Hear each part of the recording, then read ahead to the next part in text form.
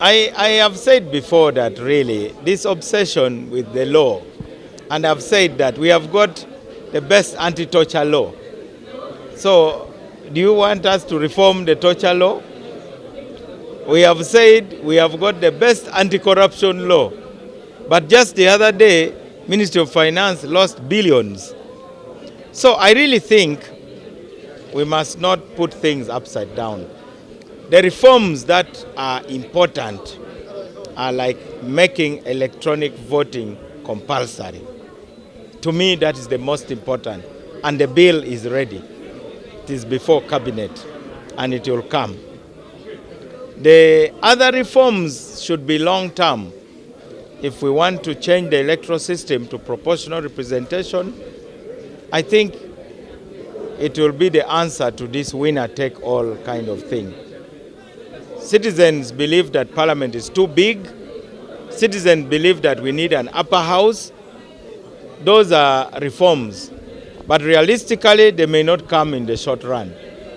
But if citizens say those reforms are important, reintroducing presidential term limits, those reforms are being demanded by our citizens. So it is my duty as the minister to take the proposals to the cabinet.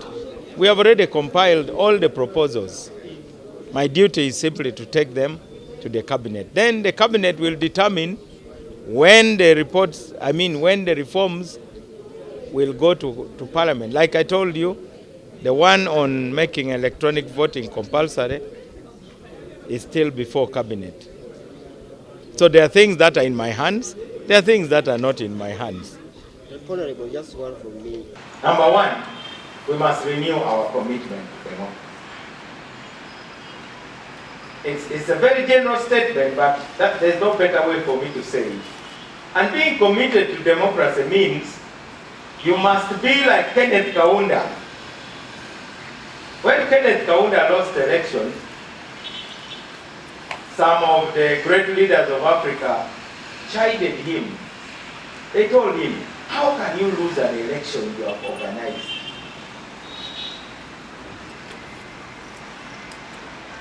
Probably the ANG president would be another person because he organized an election for his party and he lost.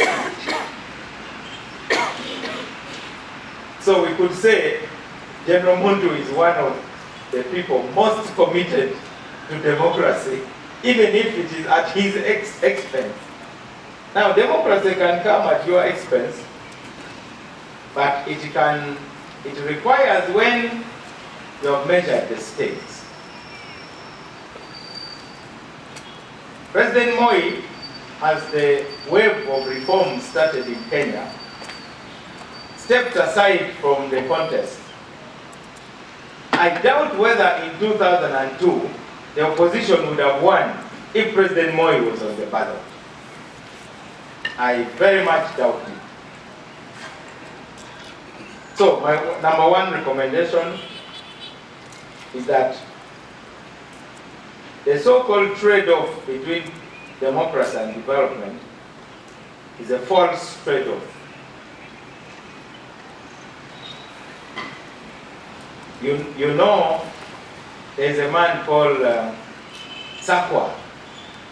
He was a very strong UPC. He joined the National Resistance Movement and then he was appointed RDC.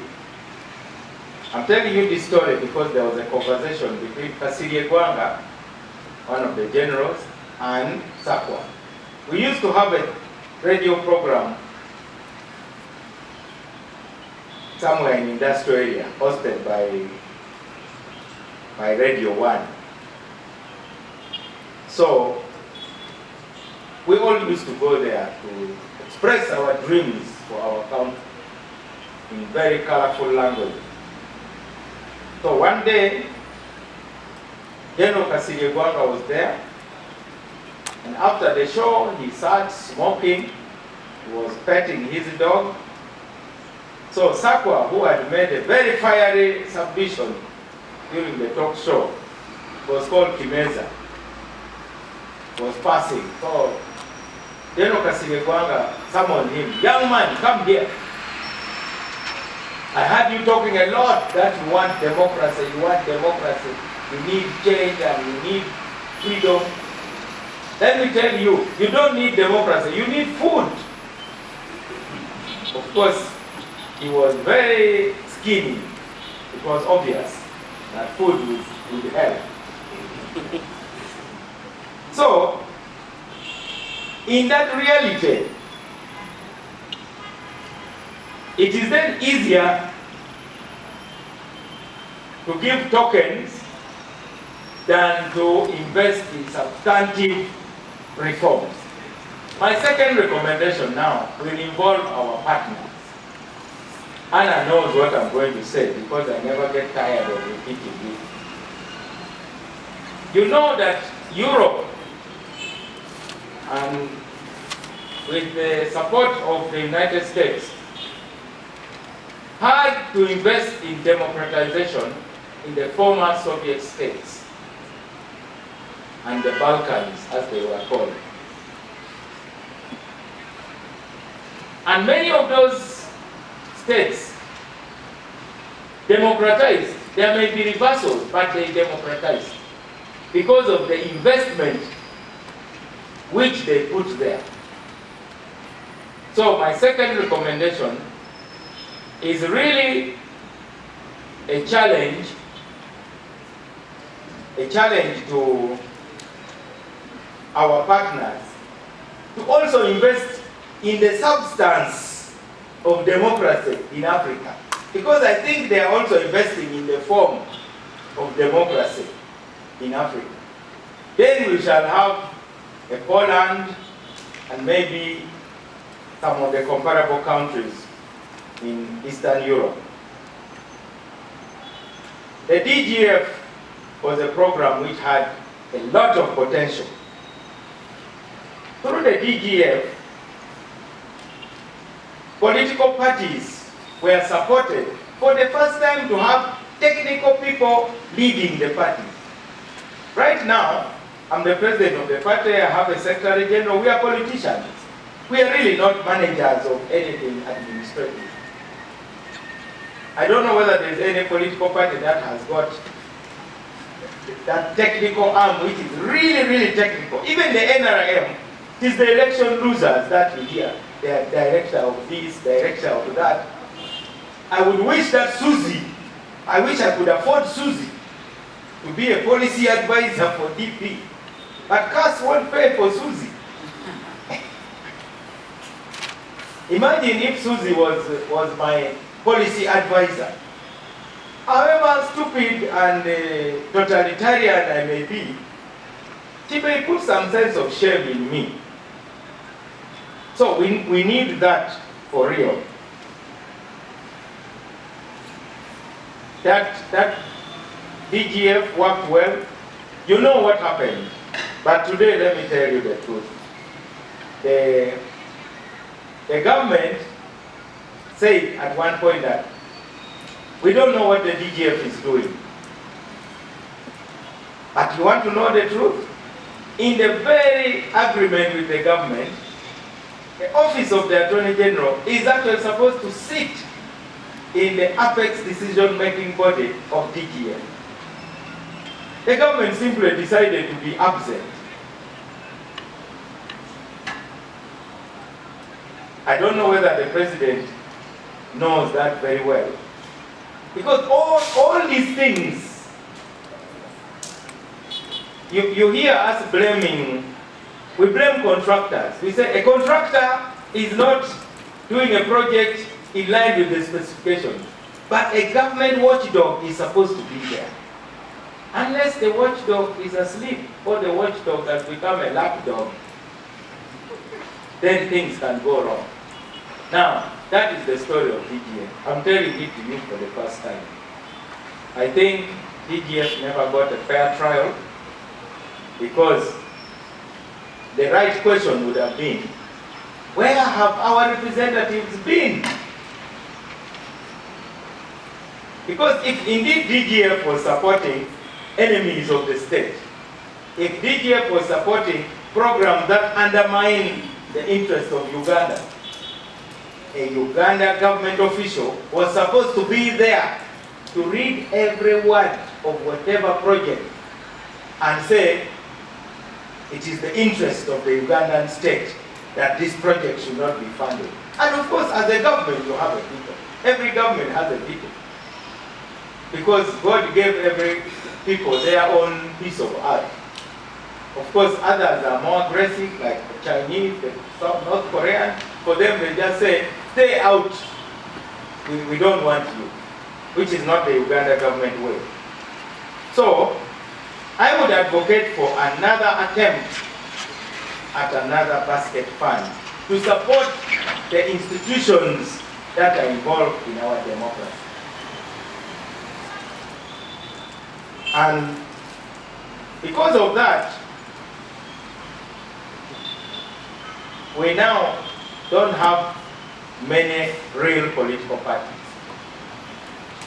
My third recommendation is that the protest parties should be helped to transition to becoming real political parties. Because most of the parties, in my opinion, even the FDC, I would call it a protest party. The NUP, I would call it a protest party. They are defined more by what they oppose than by what they stand for. Stop anybody with a red beret and give them an interview of their, what you would call their catechism. You may have a problem. So, the other thing is that we must go to the rural areas. I think our sermons of democracy are concentrated in the cities. Professor Ndebesa, I want to hear you in my village. But you are rotating here in Kampala. You are great. I want to see you. I want to see you in my village. So, the rural areas are the ones who are the victims of that paradox I've told you about. So, the villagers are told only one thing. Only President Museveni can manage this country. That is the message. And it is a very strong message, by the way. And it sells. Do you want what happened in Goma to happen here? You need a muscular leader, No nonsense. Somebody who will draw the line, and if you cross it, you fall back, but without your head. So, the villagers throw away their political rights, which they can exercise during an election, in exchange for a strong man with goodies. This narrative is wrong, but it is extremely selling. I have my homework here. Let me also give you mine.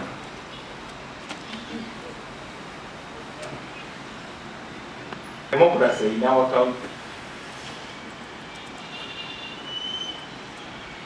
Look at our parliament. If democracy is about the majority, and to me, that's the wrong approach, because really we need some kind of consensus amidst all the democracy. I hope the academics can comment on that. Where there is strong disagreement, there should be some measure of compromise. My second question is, what kind of democracy? The Democratic Party has been advocating for proportional representation since the 1960s. We tabled a proposal to the President of Uganda during a meeting of the Inter-Party Organization for Dialogue. He said it should be studied. If we had proportional representation, NUP would have many MPs outside Uganda. Because most of the NUP votes were actually wasted because of the first past, the post electoral system. And the NRM would actually have additional MPs, many from Uganda. How does proportional representation work? First of all, say in Uganda, it would give us the dividend of reducing the size of parliament, which, as you know, is now about 260 something. If you include us, the ones of Kameme, those who don't have consequence. Then you are going to have one MP representing 150,000 citizens. That means for a population of 45 million, the maximum number of parliamentarians you'll have is 300. Kampala, assuming it has 3 million people, that means you are going to have 20 members of parliament. But right now, you look at the constituency in Kalangala, with a handful of 1,000 people, they have an MP. Nakawa, hundreds of thousands. One MP for the east, one MP for the west. Now, in an election, each party would then generate a list. My recommendation for purposes of local content would be that we don't need to have a national list for the political parties. You can have electoral areas. So Kampala would be an electoral area, and if we require 20 MPs, each party would then file with the Electoral Commission a list of maybe 22, just for the sake of any eventuality. Or as many as they want anyway. Then people don't vote for the individual candidate, they vote for the party. Then the parties would be allocated the seats, and those who are on the list, for instance, if a party wins 20%, then they will take the 5 members of parliament. If they win 50%, they will take 10 members of parliament. Those campaigns will not be very expensive, and we will get people of substance. But now, I don't think Professor Debesa can join the Kawempe North race. Probably he's going to insult the voters to tell them the truth, or he will tell us the truth and we think he's insulting us.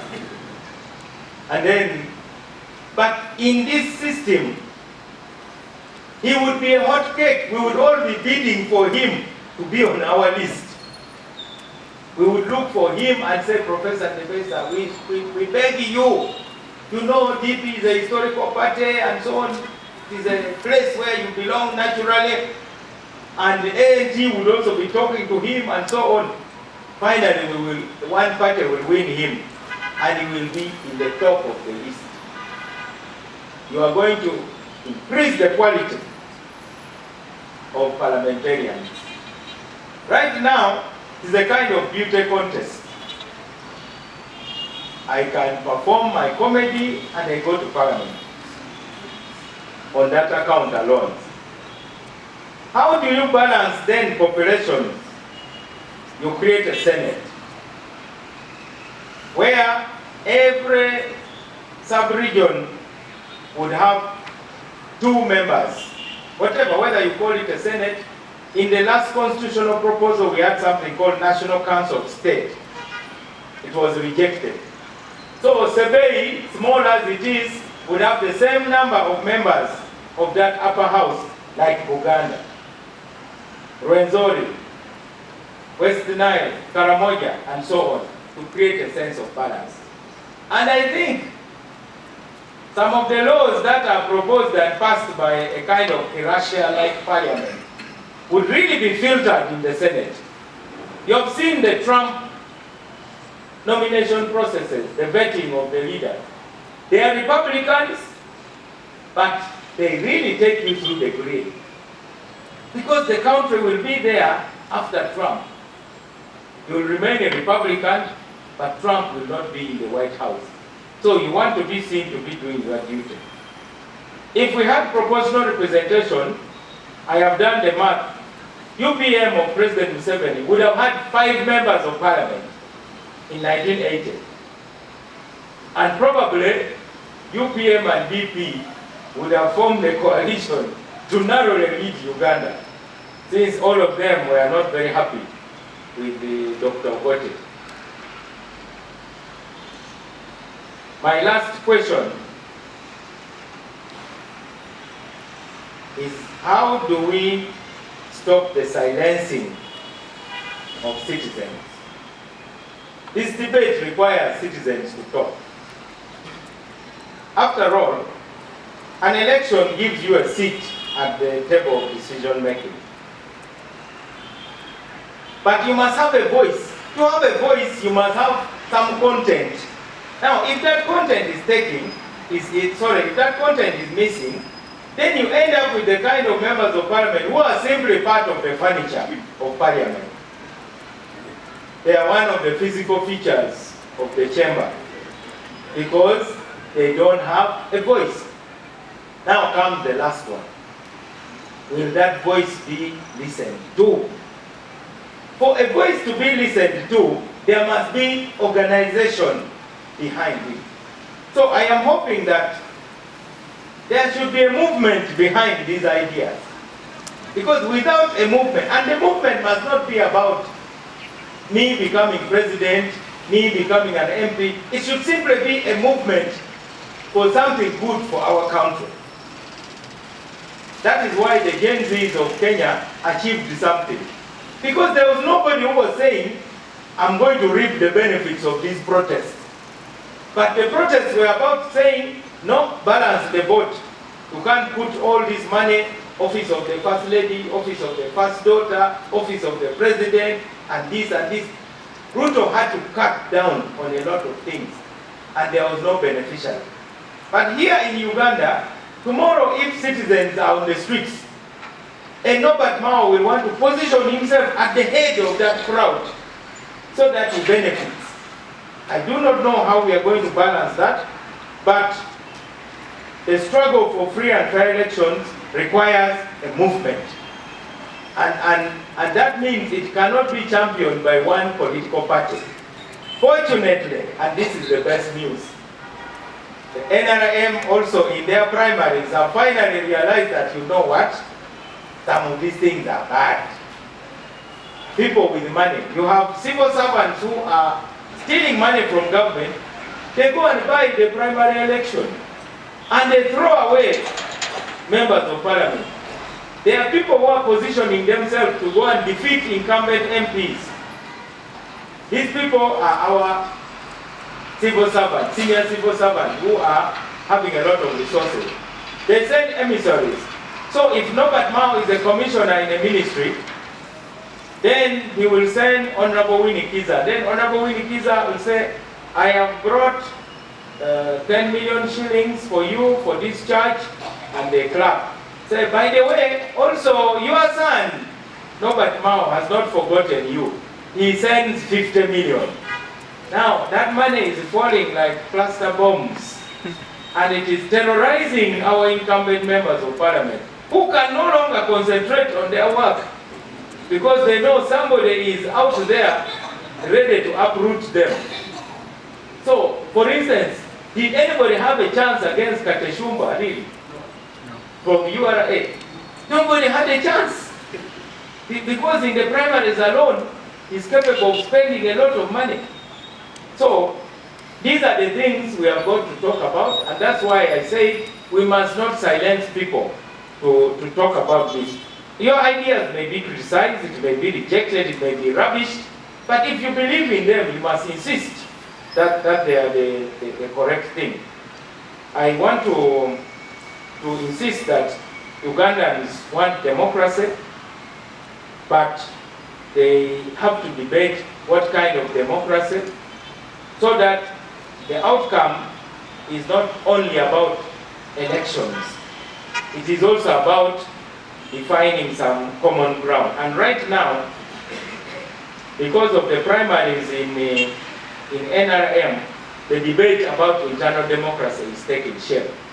NRM actually envies some of the parties. I mean, NUP, you saw how they selected their candidate for Kawempe North. I do not know how they did it. Maybe they have some oracle that they consult inside the room. Then they come and, I think they do it like the election of the Pope. So the party has its cardinals, and the cardinals go into conclave, then the white smoke comes.